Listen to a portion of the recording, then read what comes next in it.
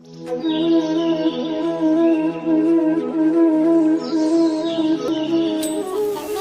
का मौसम चल रहा था। पक्षी बहुत खुश थे क्योंकि इन बारिशों की वजह से ही सब पक्षियों को एक नई जिंदगी मिलती है। बारिश के बाद जंगल में दाने और पानी की कोई कमी नहीं रहती और पक्षियों की मुश्किल भी दूर हो जाती है क्योंकि अब उन्हें दाने के लिए दूर नहीं जाना पड़ता। इसलिए सब पक्षी बेफिक्र होकर बारिश के दिनों में आराम करते हैं। रानो चिड़िया और कालू कौवे का घर पास पास ही था क्योंकि उनकी बचपन से ही दोस्ती थी। यही वजह थी कि रानो हर मुश्किल में कौवे का साथ देती थी और कालू कौवा भी हर बुरा काम करके मदद के लिए रानो चिड़िया के पास ही आता था। रानो चिड़िया को कभी कभी कौवे पर बहुत गुस्सा भी आ जाता था, लेकिन कुछ ही देर में सारा गुस्सा खत्म हो जाता और वो कौवे को मुसीबत से बचाने के लिए कोई न कोई उपाय निकाल ही लेती। मम्मा, आप हमेशा कालू अंकल का साथ देती हैं। तोते अंकल ने भी आपको कई बार समझाया है, लेकिन आप फिर भी कालू अंकल का साथ नहीं छोड़ती। क्या आप बचपन से ही कालू अंकल की दोस्त हैं? हमारी शुरू से ही दोस्ती नहीं थी, लेकिन फिर बाद में हो गई। आज आपने अपनी और कालू अंकल की दोस्ती की कहानी सुनाई।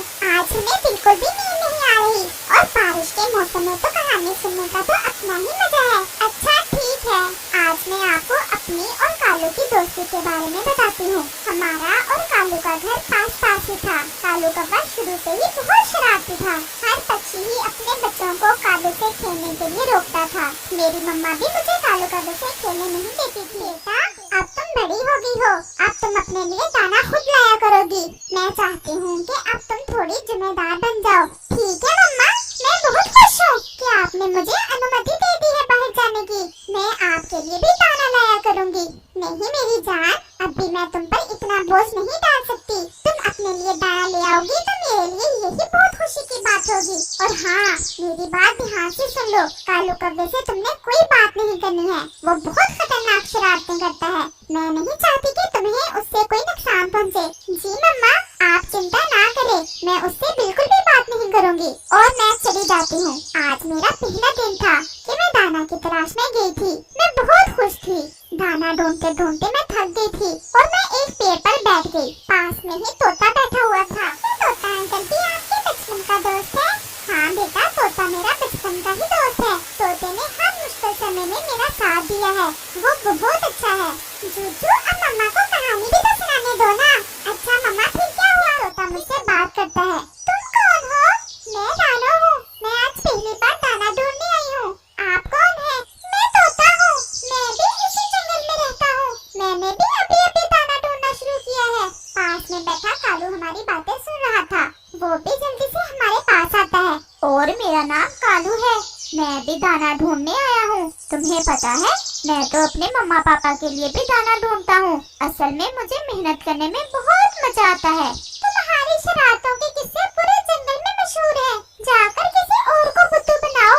सब पक्षी तो मुझसे जलते हैं। मैं तो आज पहाड़ की दूसरी तरफ जा रहा हूँ। आपको पता है वहाँ कितने प्यारे प्यारे फूल खिले हुए हैं। तो जाओ, हमें क्यों बता रहे हो? मैं तो इसलिए बता रहा था कि अगर तुम दोनों भी मेरे साथ जाना चाहते हो तो आ जाओ मेरे साथ। मेरी मम्मा ने मुझे मना किया है दूर जाने से, और मेरे मम्मा पापा ने भी तुमसे बात करने को मना किया हुआ है मुझे। मैं इतना भी बुरा नहीं हूँ। मेरी तो तितलियों के साथ दोस्ती है। पता है, वहाँ पर काले गुलाब के फूल हैं, जिन पर तितलियाँ आकर संगीत गाती हैं। पास पास वाले सभी जंगलों से पक्षी आते हैं वहाँ उन तितलियों के गीत सुनने के लिए। मुझे तो वैसे भी फूलों से बहुत प्यार था। मेरे दिल में भी इच्छा पैदा हुई कि मैं भी जाकर उनको देख कर आऊँ। तोते भैया, हम चले ना कालू के साथ? हम जल्दी ही वापस आ जाएंगे। अच्छा, अगर तुम कहती हो तो चले जाते हैं, लेकिन कालू हम थोड़ी ही देर में आ जाएंगे, वरना हमें अपनी अपनी मम्मा से बहुत डांट पड़ेगी। कालू के साथ चले जाते हैं और जब हम वहाँ पहुँचते हैं, मुझे तो अपनी आँखों पर विश्वास ही नहीं आ रहा था कि इतनी सुंदर जगह भी कोई हो सकती है। वहाँ पर बहुत प्यारे प्यारे फूल खिले हुए थे, जिनकी खुशबू भी बहुत प्यारी थी। और वो झरना, उसके लिए तो मेरे पास शब्द ही नहीं है। और रंग बिरंगी तितलियाँ जो के सुरीले गीत गा रही थी। हमें वहाँ पर गए हुए काफी समय बीत गया था। तोते भैया, अब हमें चलना चाहिए। हाँ हाँ, कालू कहाँ है? वो वहाँ पेड़ के नीचे आराम से लेटा हुआ है। मैं और तोता कालू के पास जाते हैं। कालू भैया अब हमें जाना चाहिए, मेरी मम्मा बहुत चिंतित होगी और मेरी मम्मा भी।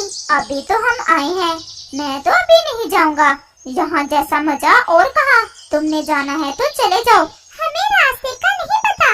कालू तुमने कहा था कि मैं तुम्हें जल्दी वापस ले आऊंगा। अच्छा, मैंने कहा था, मुझे तो याद नहीं है। मैं और तोता बहुत परेशान हो जाते हैं। हमें अपनी अपनी मम्मा की चिंता हो रही थी कि वो हमें डांटेंगी, इसलिए हम फैसला करते हैं कि कालू नहीं आता तो ना सही हम अकेले ही वापस आ जाते हैं। मम्मा, आपको तो रास्ते का कुछ पता नहीं था, फिर आप वापस कैसे आई? हाँ बेटा, हमें रास्ते का कुछ पता नहीं था, इसलिए हम जंगल में ही खो गए। हमें पता नहीं चल रहा था कि हमारे घरों को कौन सा रास्ता जाता है। आखिर थक हार कर हम वहीं एक पेड़ पर बैठ गए। हमें बहुत डर लग रहा था क्योंकि अंधेरा काफी हो गया। उधर दूसरी तरफ हम दोनों की मम्मा भी बहुत परेशान थी और कालू कौवा आराम से क्योंकि उसे रास्तों के बारे में सब मालूम था। मेरी बेटी कहाँ चली गई? मैंने उसे दाना लेने भेजा ही क्यों? मेरा बेटा भी अभी तक वापस नहीं आया। मेरा दिल भी बहुत घबरा रहा है। हम दोनों की मम्मा ही रो रही थी और कालू कौवा उधर से गुजर रहा था तो उनको रोता देखकर उनसे पूछ लेता है, आंटी आप क्यों रो रही हो? मेरी रानो बेटी और इनका बेटा दाने की तलाश में गए थे, लेकिन अभी तक वापस नहीं आए। तुमने उनको कहीं देखा है? नहीं नहीं, मैंने तो उन्हें नहीं देखा। और कौवा जल्दी से अपने घर चला जाता है। मम्मा, कौवे अंकल को सब सच बता देना चाहिए था। बेटा वो भी बहुत डरता था। मैंने और तोते ने बहुत डर कर गुजारी। उल्लुओं की खौफनाक आवाजें आ रही थी। हम बस सहमकर वहीं बैठे रहे और कौवा भी उस रात चैन की नींद नहीं सोया था। वो अपने किए पर बहुत शर्मिंदा था। ऐसे ही सुबह हो जाती है। हम दोनों की मम्मा सारी रात नहीं सोई थी और कौवा हमें ढूंढने के लिए चला जाता है। कौवे की नजर बहुत तेज थी। कुछ ही देर में वो हमें ढूंढ लेता है। कालू कौवे, तुमने अच्छा नहीं किया हमारे साथ। यार मुझे माफ कर दो, मुझे तुम्हारे साथ ऐसा नहीं करना चाहिए था। अच्छा, अब माफी तो तुम्हें चाहकर देंगे। तोते को कौवे पर बहुत गुस्सा था, लेकिन मुझे कौवे की आंखों में शर्मिंदगी दिखाई दे रही थी। मम्मा, आपको कैसे पता चला कि कौवा अंदर शर्मिंदा था? बेटा, अगर वो शर्मिंदा ना होता तो कभी भी हमें ढूंढने के लिए ना आता। किसी को भी नहीं पता था कि हम उसके साथ थे। वो आराम से इस बात को छुपा सकता था, लेकिन वो हमें ढूंढने के लिए आया। तो फिर मम्मा आपने क्या किया? फिर मैंने तोते को समझाया, तोते भैया कौवा सच में शर्मिंदा है, हमें इसे माफ कर देना चाहिए। अगर कौवा ना आता तो शायद हम कभी भी अपने घरों को वापस ना जा पाते, और अगर एक रात भी हम और यहाँ गुजार लेते तो कभी भी जिंदा ना बचते। आप प्लीज घर जाकर कालू कौवे के बारे में किसी को कुछ मत बताना। जितनी गलती कालू कौवे की है उतनी ही हमारी है। हमें इसके साथ नहीं जाना चाहिए था।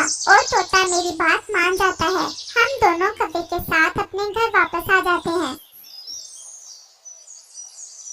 मेरी बेटी, मेरा बेटा, तुम कहाँ चले गए थे? वो मैं और रानो दाना ढूंढने गए थे।